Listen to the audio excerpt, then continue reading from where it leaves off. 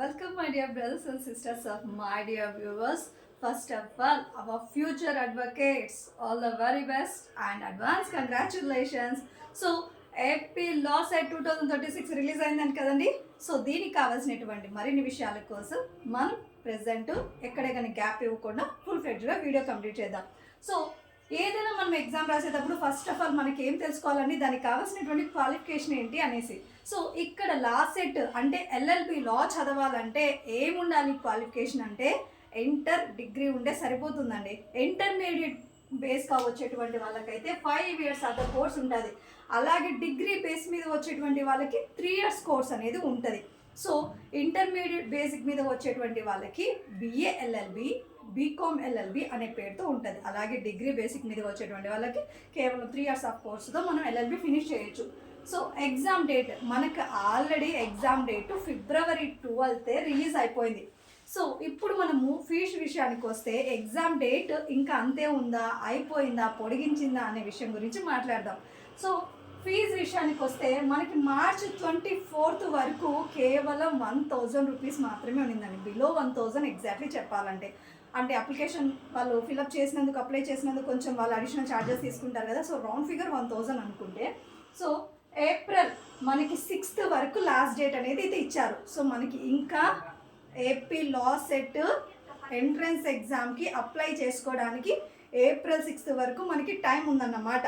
So మనం కొంచెం time delay చేశాం కాబట్టి March 24th లోపల ఉన్నటువంటి వాళ్ళు అప్లై చేసుకుంటే 1000 చెప్పారు. సో ఆఫ్టర్ దట్ ఎవరైతే అప్లై చేసుకుంటున్నారో వాళ్ళకి అడిషనల్ ఛార్జెస్ 2000 వరకు కూడా తీసుకోవడం జరుగుతుంది. అంటే ఏపీ లా సెట్కి ఎవరైతే నెగ్లిజెన్సీగా డిలే చేసుకుంటూ వచ్చారో అప్లై చేయడానికి వాళ్ళకి అడిషనల్ ఫీజెస్ అనమాట, అడిషనల్ ఛార్జెస్ కలెక్ట్ చేయడం జరుగుతుంది.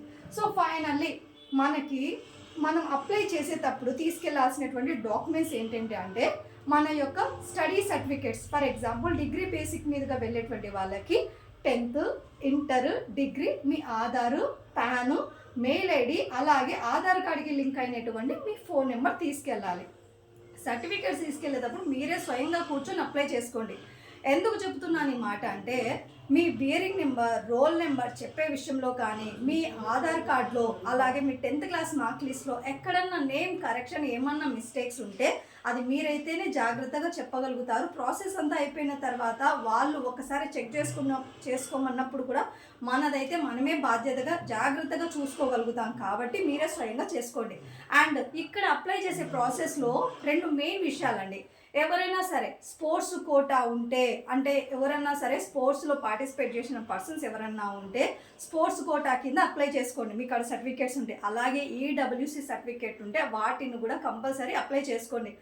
ఏంటి వీటి వల్ల బెనిఫిట్స్ అంటే, ఒకవేళ మీరు ఎగ్జామ్లో అంటే ఎంట్రన్స్ ఎగ్జామ్లో మీకు ర్యాంక్ ఎక్కువ వచ్చి ఫస్ట్ కౌన్సిలింగ్లో సీట్ రాకపోయినా మీకు సెకండ్ కౌన్సిలింగ్లో సీట్ వచ్చే ఛాన్సెస్ ఉంటాయన్నమాట. సో దానికోసమని ఈడబ్ల్యూసి సర్టిఫికేట్ని మిస్ చేయకండి.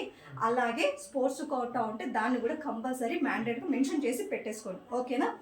ఇదంతా అప్లై చేసిన తర్వాత April 6th వరకు లాస్ట్ డేట్ అన్నాం కదా. April 8th ఏమన్నా మిస్టేక్స్ ఉంటే, అంటే మనం చేసినటువంటి అప్లికేషన్లో బై మిస్టేక్ ఏదన్నా చిన్న మిస్టేక్స్ ఏదైనా జరిగింటే, ఫర్ ఎగ్జాంపుల్ మీరు ఏదైనా ఫిజిక్స్ బ్యాక్గ్రౌండ్కి, మ్యాథ్స్ బ్యాక్గ్రౌండ్కి సంబంధించిన వాళ్ళైతే సడన్గా సైన్స్ అని దాంట్లో మెన్షన్ జరగడము, లేదంటే ఏదన్నా చిన్న చిన్న కరెక్షన్స్, నేమ్ కరెక్షన్స్ కానీ, లేదంటే సర్నేమ్ కరెక్షన్ కానీ, ఇలాంటివి ఏమన్నా ఉంటే ఇవన్నీ చెక్ చేసుకోమని చెప్పి మనకి April 8th కరెక్షన్కి, రీకరెక్షన్కి డేట్ అనేది అయితే ఇవ్వడం జరిగింది. మీరైతే ఎక్కడైతే అప్లై చేశారో అక్కడే కాకపోయినా మీ నియర్ బై ఉన్నటువంటి ప్లేసెస్లో కూడా వెళ్ళి మీరు దీన్ని రీకరెక్షన్ అనేది చేసుకోవచ్చు. So finally exam date so May 4th. All the very best once again. May 4th అనేది ఎగ్జామ్ డేట్ అనౌన్స్ చేయడం జరిగింది. ఇప్పుడు ఎగ్జామ్ లొకేషన్, ఇప్పుడు జాబ్ పరంగా మీరు ఒక చోట జాబ్ చేస్తున్నారండి, ఒక ఊర్లో జాబ్ చేస్తున్నారు, మీరు మే ఎండింగ్ వరకు అదే ఊర్లో ఉండే ఛాన్సెస్ ఉంటే అక్కడే మీ ఎగ్జామ్ డేట్ అక్కడే పెట్టేసుకోండి, మీ లొకేషన్, ఎగ్జామ్కి సెంటర్. సో ఎగ్జామ్ సెంటర్ ఎక్కడైతే పెట్టుకుంటున్నామో ఫర్దర్గా మనం ఎల్ఎల్బి అక్కడే చదవాలని రూల్ అయితే ఏమీ లేదు. మీ కాలేజ్ అనేది మీ డిసిషన్ మీద ఆధారపడి ఉంటుంది. అంటే మనకి రానికి పోనీకి, అలాగే మీ ఫర్దర్ ఎలా అయితే మీకు వీలుగా ఉంటుందో అక్కడ పెట్టుకోవచ్చు. కానీ ప్రజెంట్ ఎగ్జామ్ డేట్ మీకు నచ్చిన లొకాలిటీలో మీరు ఆ టైంలో ఎక్కడైతే ఉండగలుగుతారో అక్కడ రాస్తే సరిపోతుంది. ఓకే, సో ఇది ఫీ స్ట్రక్చర్ అండి. ఇప్పటి వరకు ఈ ఫీ స్ట్రక్చర్ ఏంటి, ఓసీకి అయితే 900, బీసీకి అయితే 850, ఎస్సీ ఆర్ ఎస్టీకి అయితే 800కి ఇచ్చారు. ఇదంతా కూడా మార్చ్ 24 లోపల ఉండేటువంటి వాళ్ళకండి.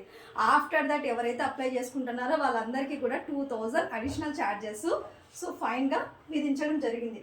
అండ్ ఇంకొకటి క్లాట్ విషయానికి వస్తే ఇప్పటి వరకు మనం మాట్లాడిందంతా ఏపీ లా సెట్ అంటే మన ఆంధ్రప్రదేశ్ వరకు మాత్రమే చదవాలనుకునేటువంటి ఎల్ఎల్బి స్టూడెంట్స్ కోసం.